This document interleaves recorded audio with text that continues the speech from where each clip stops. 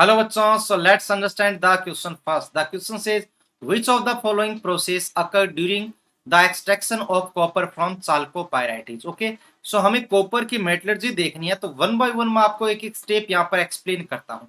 सबसे पहले हमें ओर मिलती है CuFeS2 जिसे हम कहते हैं कॉपर पायराइटिज या फिर जैसा यहाँ पर नेम दिया गया है चाल्कोपायराइटिज। तो ये आपको ध्यान में रखना है। इसके कितने नेम्स होते हैं? 2 नेम्स होते हैं, चाल्कोपायराइटिज या copper पायराइटिज।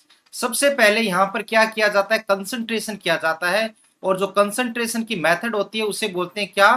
Froth flotation method. Froth flotation method. अब आपका क्वेश्चन होगा कि सर ये मेथड क्यों यूज की जाती है? सो इसका रीजन है क्योंकि फ्रोथ फ्लोटेशन मेथड उन ओर्स के कंसंट्रेशन के लिए यूज किया जाता है जिनमें सल्फाइड ओर प्रेजेंट हो।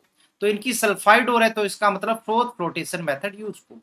तो इसके बाद हमें मिलता है कंसंट्रेटेड ओर, मतलब इसके अंदर जो मेटल है उसकी कंसंट्रेशन ज्यादा हो जाती है।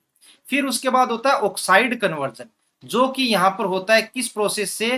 रोस्टिंग से। अब क्वेश्चन आ गया कि रोस्टिंग ही क्यों, कैल्सिनेशन क्यों नहीं?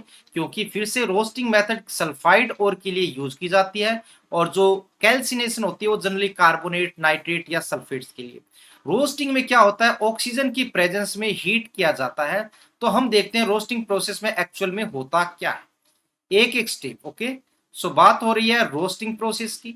तो यहाँ पर हमारे पास है CuFeS2, ऑक्सीजन की प्रेजेंस में हीट करेंगे तो यहाँ पर हमें मिलेगा Cu2s FeS plus SO2। Okay, तो ये हमें मिल गए। फिर नेक्स्ट स्टेप में देखिए क्या होगा। यहाँ पर आपके पास है FeS, O2 के कॉन्टेक्ट में आएगा, बना लेगा iron oxide plus SO2। Next step में देखिए ये जो Cu2s है ऑक्सीजन के कॉन्टेक्ट में आएगा, बना लेगा Cu2O प्लस SO2। तो ऑक्साइड कन्वर्जन हो गया।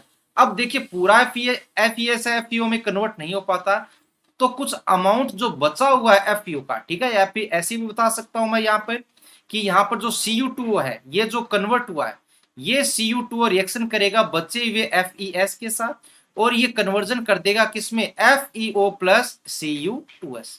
ठीक है, अब यहां पर जो FeO बचा है, इस FeO की रिएक्शन होती है किसके साथ? SiO2। तो ये यहां पर इंप्योरिटी है, इसे कहते हैं क्या? फ्लक्स। सो फ्लक्स के साथ रिएक्ट करके FeSiO3 की फॉर्म में ये यहां से स्लैग आउट हो जाता है, स्लैग आउट हो जाता है। तो यहां पर देखिए इस प्रोसेस के एंड में हमारे पास क्या बचता है? कॉपर का फॉर्मेट बचा है Cu2s और जितना FeO बना है वो तो आउट हो गया। तो यहां पर क्या बचेगा? थोड़ा बहुत अमाउंट FeS का बचता है।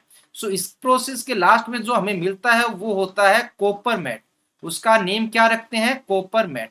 तो कॉपर मैट के अंदर क्या होता है? देखिए Cu2s प्लस FeS रहता है, ये अराउंड 98% और ये अराउंड 2%।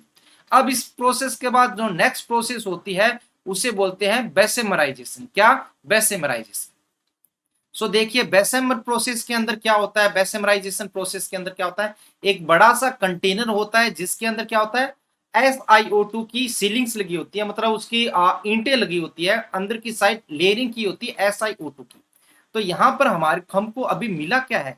Cu2s प्लस FeS है और इसमें भी क्या करते हैं? ऑक्सीजन की प्रेजेंस में दोबारा से इसको हीट करते हैं। ठीक है, तो ये जो FeS है ये ऑक्सीजन के साथ रिएक्ट करेगा, कन्वर्ट हो जाएगा किसमें? FeO plus SO2। और ये जो बचा हुआ FeO है तो ये बहुत ज्यादा ऑक्सीजन मिलती है, यहाँ पर बहुत ज्यादा हॉट है। ठीक है, तो ये रिएक्ट करेगा किसके साथ? SiO2, क्योंकि इसकी सीलिंग होती है। और ये जो बचा हुआ यहाँ पर आयरन है FeSiO3 की फॉर्म में यहाँ से स्लैज आउट हो जाता है। अब यहाँ पर जो कॉपर मैट का Cu2s होता है वो ऑक्सीजन के कॉन्टेक्ट में आके Cu2O में कन्वर्ट होता है और कुछ अमाउंट जो Cu2s का बच जाता है वो फिर से Cu2O के साथ रिएक्ट करके क्या बना लेता है? Copper plus SO2। इस प्रोसेस को बोलते हैं, देखिए Cu2s प्लस Cu2O को सेल्फ रिडक्शन, क्योंकि देखिए Cu का +2 से 0 में रिडक्शन हुआ है और कोई एक्सटर्नल रिड्यूसिंग एजेंट यहाँ पर यूज नहीं किया, इसलिए इसको बोलते हैं सेल्फ रिडक्शन। ओके, तो इस प्रोसेस के लास्ट में जो कॉपर हमें मिलता है ये अबाउट 98 टू 99% क्या होता है? प्योर होता है।